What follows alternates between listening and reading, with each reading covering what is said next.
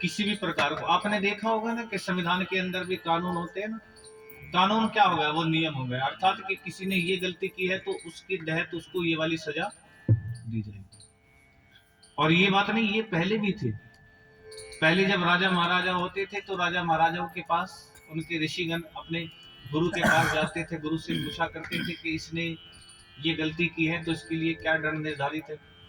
तो इसी प्रकार से ये जो भगवान ने जब इस सृष्टि को बनाया तो सृष्टि को बनाने के बाद भगवान ने इस सृष्टि के नियमों को बनाया। अर्थात इस सृष्टि के नियम एक नहीं, नियम भी इसके अनेक है। सबसे पहला नियम क्या है सृष्टि का? सबसे पहला नियम, ध्यान,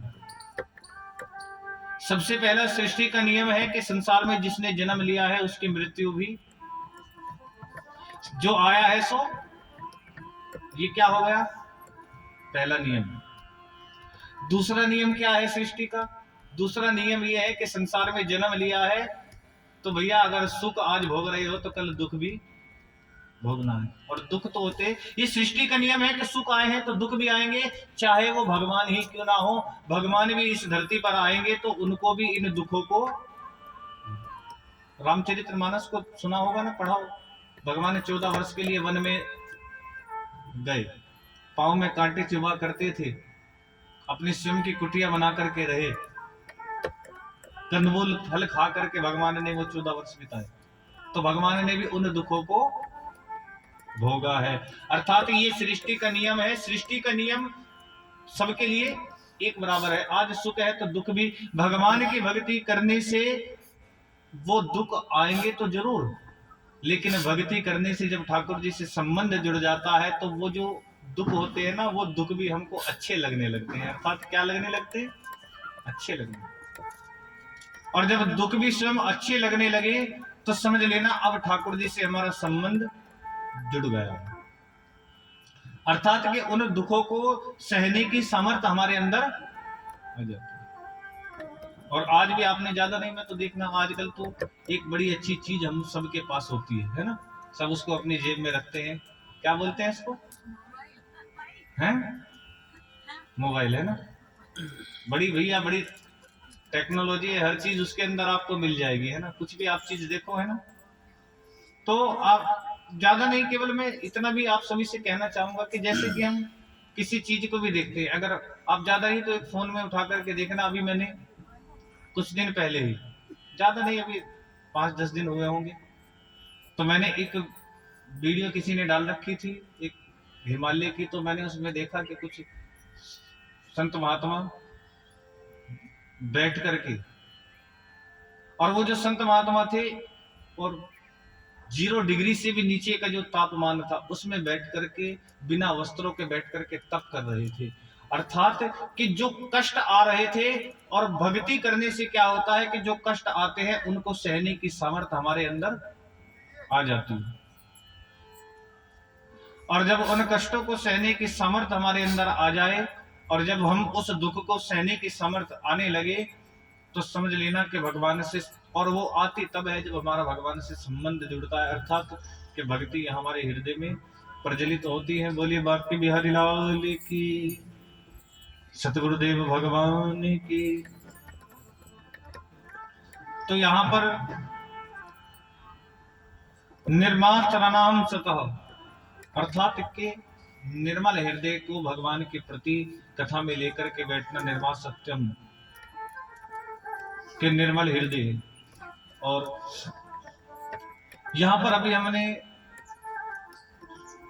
इन विषयों को जाना कि भागवत का विषय क्या है, भागवत का अधिकारी क्या है, भगवान से संबंध कैसे जुड़ता है, प्रयोजन क्या है। तो ये भागवत के दूसरे श्लोक में हम सभी ने इस चीज को जाना है, समझा है।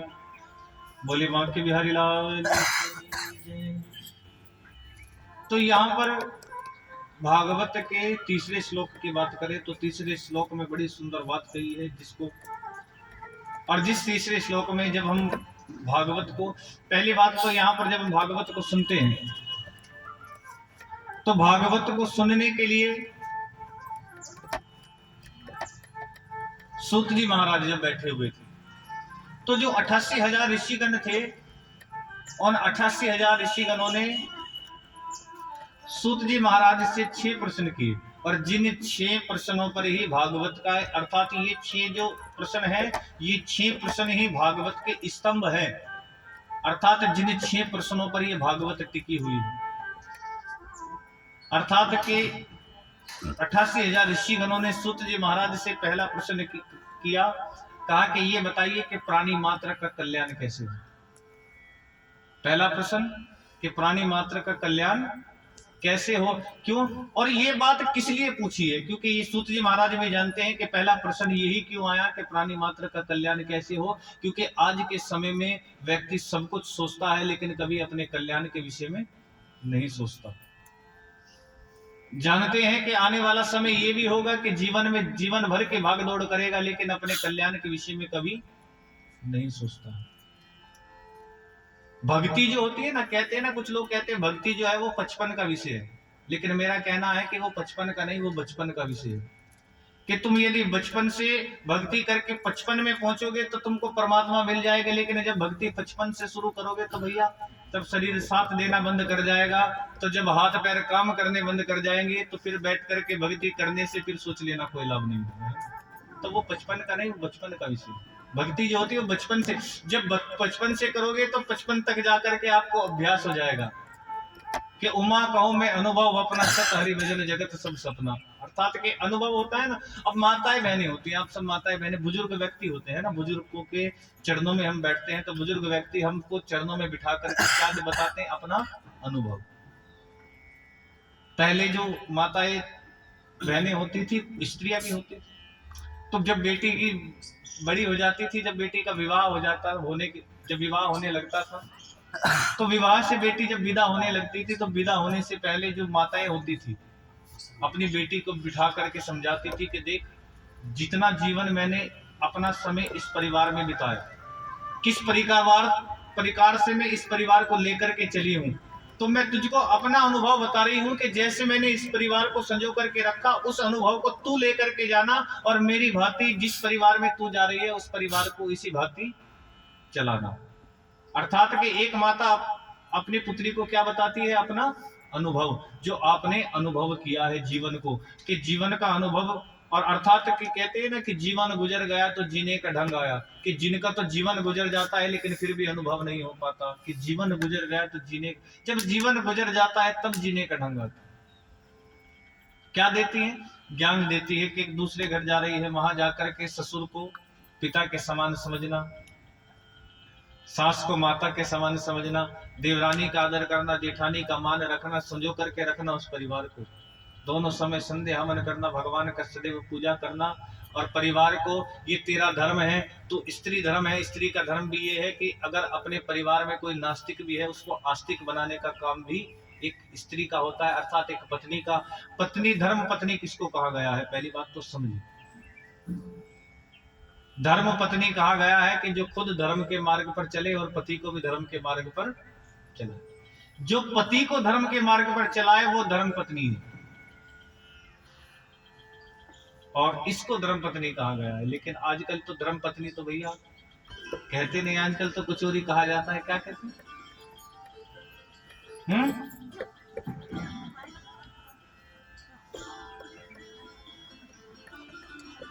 और तो धर्म पत्नी अर्थात कि जो सदैव धर्म की चला, वो धर्म पत्नी होती है। धर्म पत्नी का धर्म भी यही होता है कि जो सदैव धर्म निभाती है वो धर्म पत्नी है। लेकिन जब भैया धर्म पत्नी से तुम वाइफ बन जाओगे तो समझ लेना फिर तुम्हारे जीवन में वो धर्म आने वाला नहीं। तो इसलिए धर्म पत्नी बन करके उस धर्म को जो निभाए वो धर्म पत्नी होती। तो समझाती क्या थी, बेटी को समझाया जाता ना अनुभव, अपनी माता पिता सास ससुर का आदर करना, सत्कार करना। लेकिन आजकल मैंने क्या देखा है, मैं आज के समय की बात बता रहा हूँ आपको। आज के समय में क्या है, आज के समय में बेटी को बिठा करके जानते हो क्या कहते हैं, अरे जा रही है दूसरे घर, बिल्कुल भी चिंता मत करना, एक फोन कर देना, क्या मैं कम हूं, अपने आप जाकर के देख लूंगे। माता कहती है मैं अपने आप देख लूंगी, पिता कहता है चिंता मत करना, तेरा पिता भी जिंदा है, अगर तेरे पति ने या तेरी सास ससुर ने जरा सा भी कुछ कहा, एक फोन कर देना, हम आकर के देख लेंगे उन्हें, हम क्या उनसे कम है। और जब बेटी को ऐसी सीख दी जाती है, जब ये सीख बेटी को मिलती है तो फिर क्या होते हैं, बताना जरा, क्या होता है जब ऐसी सीख मिलती है बेटी को? अब फिर तो चाहे इतनी तो बात मुझे कहने वाली नहीं, आप खुद समझदार हो, है ना। जब ऐसी सलाह दी जाएगी तो ना तो वो घर सुखी रहेगा और ना ये घर। पहले पूरा का पूरा जीवन बिता दिया करती थी एक स्त्री अपने धर्म को निभाने के लिए, अर्थात, लेकिन आजकल तो धर्म भी नहीं रहा, धर्म से दूर है।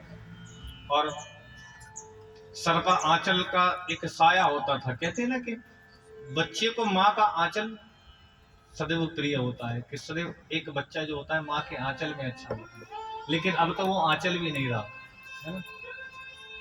तो अर्थात जब वो आंचल ही नहीं होगा तो भैया माँ, बच्चे को माँ का आंचल कहाँ से प्राप्त होगा। और इसने देखो ये एक ज्ञान देती है, तो अपना क्या बताते हैं, अनुभव, क्या दिया जाता है, अनुभव। तो अर्थात कि जीवन में हम जितना भी कुछ कर ले, हम जीवन में कुछ भी करते हैं, हम अपने हर एक प्रत्येक धर्म को निभाते हैं, जीवन अपना गवा देते हैं, लेकिन जब भगवान की भक्ति के लिए तब चलते हैं जब हमारा शरीर साथ देना बंद कर। जन्म लेने से पूर्व, जन्म लेने से पूर्व जो जीव होता है वो उल्टा लटक उत्तानपाद कहा जाता है, अर्थात सिर नीचे पैर ऊपर। और ये बात आप अपने शास्त्रों को उठा करके देख लेना कि जब जीव माँ के गर्भ के अंदर होता है उस समय पर सबसे ज्यादा अगर कष्ट जीवन में कहीं भोगता है तो वो माँ के गर्भ के अंदर भोगता है। सबसे ज्यादा कष्ट होता है तो कहाँ होता है, माँ के गर्भ के अंदर। चारों ओर जब अंधकार दिखाई देता है, ये त्वचा भी नहीं आती, और जब अनेकों कष्टों को अंदर भोगता है, आप स्वयं जानती हैं, कोई बताने की आवश्यकता नहीं है। और जब इतने कष्टों को भोगता है तो उस समय भगवान से प्रार्थना केवल एक ही करता है, वो क्या प्रार्थना करता है, भगवान से केवल ये प्रार्थना करता है कि प्रभु कैसे भी करके मुझे संसार में भेजो, मुझे जन्म लेकर के संसार में आना है। भगवान ने कहा कि तू जन्म लेकर के संसार में आ भी गया तो मैं जानना चाहता हूं कि तू संसार में आकर के करेगा क्या। अब इसने कहा कि करना क्या है प्रभु, आप ही का भजन करना है। भगवान ने कहा कि तू कह तो रहा है कि मैं आपका भजन करूंगा, लेकिन मैं जानता हूं कि संसार में जन्म लेते के साथ ही तू सब भूल जाएगा। अब इसने कहा कि अगर प्रभु मैं भूल गया तो आप मुझे समय समय पर याद दिलाते रहना। जन्म लेकर के आया, बचपना है, समझ नहीं है, बड़े हो जाएंगे, थोड़े से बड़े हुए, युवा अवस्था आ गई तो अरे भैया अभी तो युवा अवस्था है, बड़ी खेलने कूदने की उम्र है, पढ़ने लिखने की उम्र है, अभी कहाँ से भगवान के भजन के चक्कर में। अब भैया थोड़े बड़े हो जाए, विवाह हो जाए, तब जाकर के भजन की ओर बढ़ेंगे। विवाह भी हो गया, अभी तो भैया धर्म पत्नी आई है, अभी तो बड़ा अपने लिए देखना है, सेटल भी होना है, खुद का मकान भी बनाना है ना। अब विवाह भी हो गया, पत्नी भी हो गई, अब भजन की ओर क्या बढ़े भैया, अभी बच्चे हो जाए तब जाकर के भजन की ओर बढ़ते हैं। चलो बच्चे भी हो गए, अब बच्चे होने के बाद कहते हैं भैया बच्चों की बड़ी जिम्मेदारियां, बच्चों को भी पढ़ाना है, इनको अच्छी एजुकेशन भी देनी है, मकान भी बना करके देने, बच्चों की भी बड़ी जिम्मेदारियां हैं, इनके विवाह भी तो कराने। चलो भैया बच्चों की विवाह भी करा दिए, बच्चे बड़े भी हो गए, सब जिम्मेदारी हो गई, बस फिर कहती है बस पोते और पोती का मुंह एक बार और दिखा दें। पोता हो गया तो पोती का मुंह देखने की इच्छा, पोती हो गई तो पोते का मुंह देखने की इच्छा, और जब दोनों हो गए तो दोनों होने के बाद अब कौन सी अवस्था आ गई, कौन सी, वृद्ध अवस्था। अब आ गया बुढ़ापा, और फिर बुढ़ापे में बैठ करके सोचते हैं कि मन तो बड़ा है, मंदिर में बैठ करके पूजा करूं, लेकिन बैठा नहीं जाता है, घुटनों में दर्द होना शुरू हो जाता है। कुछ लोग तो बैठे बैठे घुटनों को पकड़ कर इधर उधर करना शुरू कर देते हैं। तो ये क्या होता है कि जब इधर उधर करना शुरू हो देते हैं कि जब तक बैठने का समय था, जब तक शरीर साथ दे रहा था, तब तक तो कुछ किया नहीं, और अब बुढ़ापे में बैठ करके सोचती है कि पार्क में कथा हो रही है, जाने का मन तो बड़ा है, कैसे जाऊं, चला नहीं जाता। कथा सुनने की इच्छा बड़ी है, लेकिन क्या करूं, शरीर साथ नहीं देता।